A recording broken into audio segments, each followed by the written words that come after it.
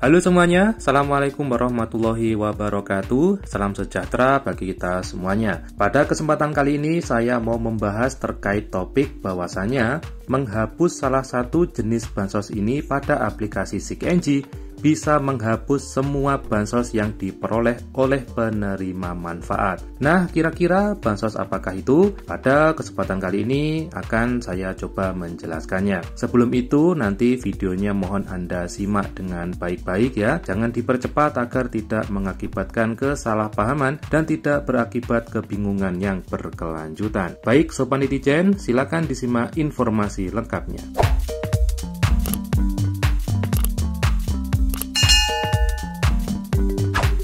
Baik, langsung saja ya Sobat Netizen.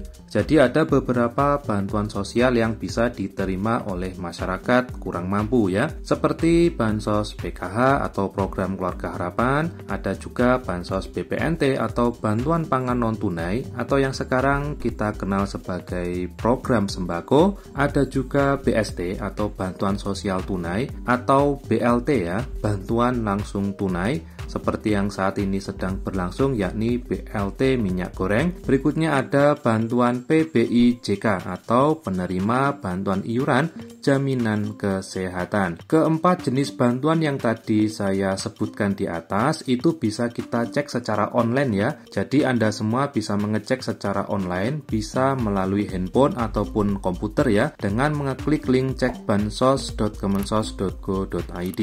Dari situ kita diminta untuk memasukkan alamat baik provinsi, kabupaten ya, kecamatan, desa atau kelurahan. Berikutnya kita memasukkan nama kita sesuai dengan KTP. Misal di sini saya coba memasukkan nama Ibu Siti Maulina ya. Selanjutnya tampilan informasi dari Ibu Siti Maulina ditampilkan berikut ini. Jadi di sana ada beberapa kolom bantuan sosial ya. Dari arah kiri ada BPNT, berikutnya ada BST, ada PKH dan ada juga PPI. Di mana ibu ini menerima bantuan BPNT, PKH dan PPI dengan dibuktikan dengan statusnya ya. Jadi kalau statusnya ya berarti kemungkinan besar yang bersangkutan menerima bansos yang disebutkan. Jadi Ibu Siti Maulina menerima BPNT, PKH dan BST. Di mana untuk keterangannya juga sudah proses dan periodenya yakni untuk BPNT dari Januari-Maret 2022, untuk PKH-nya sudah cair di tahap 1. Yang artinya Ibu Siti Maulina ini kemarin BPNT dan PKH-nya itu masih cair. Berikutnya juga ada PPI tertulis ya, di mana untuk periodenya April 2022 yang menginformasikan bahwasannya Ibu Siti Maulina untuk iuran PPI-nya sudah dibayarkan oleh pemerintah. Selanjutnya, secara teknis bansos itu sebenarnya bisa dihapus ya. Caranya bagaimana? Caranya yakni dengan cara membuat penerima bansos tersebut menjadi tidak layak dan bisa mentidaklayakkan salah satu bantuan sosial. Jadi kalau ingin membuat tidak layak misal bansos BPNT saja atau PKH saja, itu bisa dilakukan melalui aplikasi SIGNG ya. Secara teknis seperti itu. Jadi intinya bansos itu bisa dibuat tidak layak tergantung nanti kondisi sosial ekonomi dari penerima manfaat itu sendiri. Ketika kita membuat tidak layak salah satu bansos, maka bisa menyisakan bansos yang lain ya. Seperti membuat tidak layak BPNT, itu untuk PKH dan PPI-nya masih ada kesempatan cair. Begitu pula sebaliknya, seperti kita membuat tidak layak PKH, itu bansos BPNT atau PPI juga masih ada kesempatan untuk cair. Namun ada satu bansos ya, satu jenis bansos yang apabila kita membuat bansos tersebut itu tidak layak, maka akan membuat semua bansosnya menjadi tidak layak atau bahkan terhapus ya. Bansos itu adalah bansos PBIJK atau penerima bantuan iuran jaminan kesehatan. Jadi ternyata kalau kita membuat tidak layak PBIJK itu bisa membuat tidak layak semua bansos. Hal ini juga sudah sesuai dengan informasi atau notifikasi yang muncul pada aplikasi SIGNG, di mana di sana menginformasikan bahwasannya apabila membuat tidak layak bansos PPI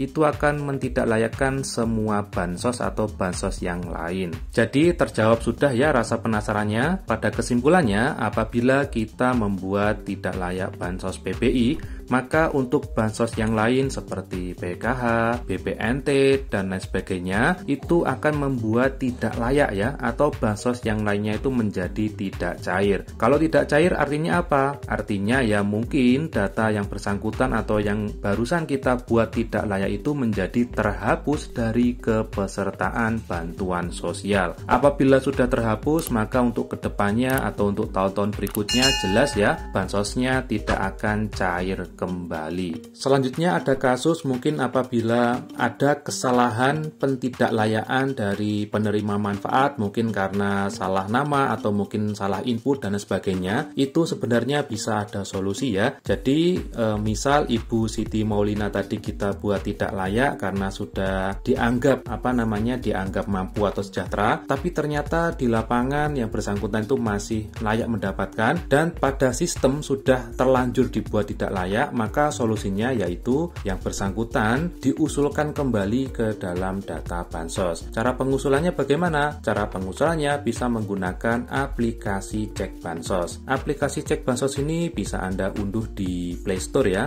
Dengan mengetik Cek Bansos, nanti akan muncul logo Kementerian Sosial Republik Indonesia.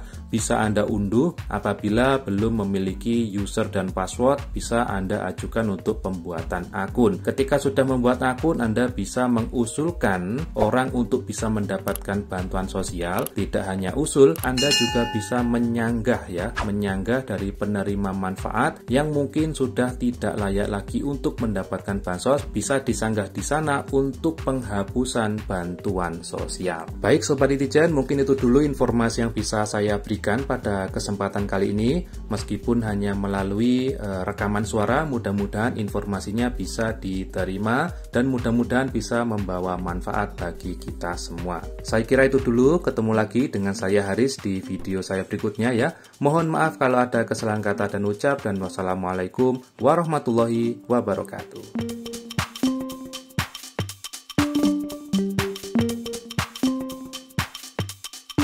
Kalau ada masyarakat Pasuruan yang kurang mampu dan dia belum dapat bantuan, Bu, dari pemerintah, silakan. Apa yang bisa dilakukan oleh keluarga tersebut, Bu?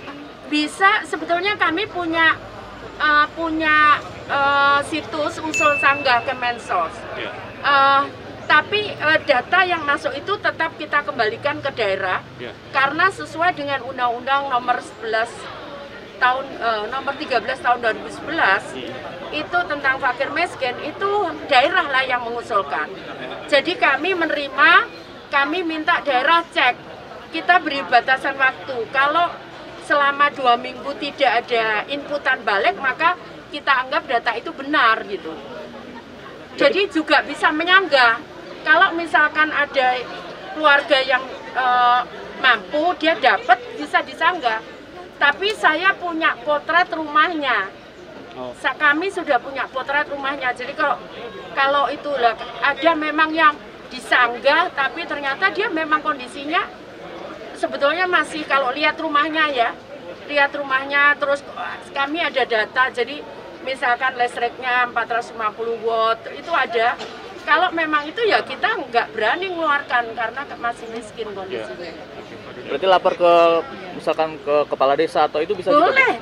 Memang sebenarnya usulan dari situ itu, dan saya updatingnya tuh tiap bulan. Jadi kalau hari ini belum masuk bulan ini, maka dia bisa masuk bulan berikutnya asal tidak lebih dari minggu ketiga, karena kita tutup minggu ketiga dari daerah. Setelah itu kita proses, karena saya butuh untuk pencairan bulan depan. Saya tutup, jadi SK-nya saya tutup di akhir minggu ketiga. Setelah itu untuk kita siapkan minggu selanjutnya.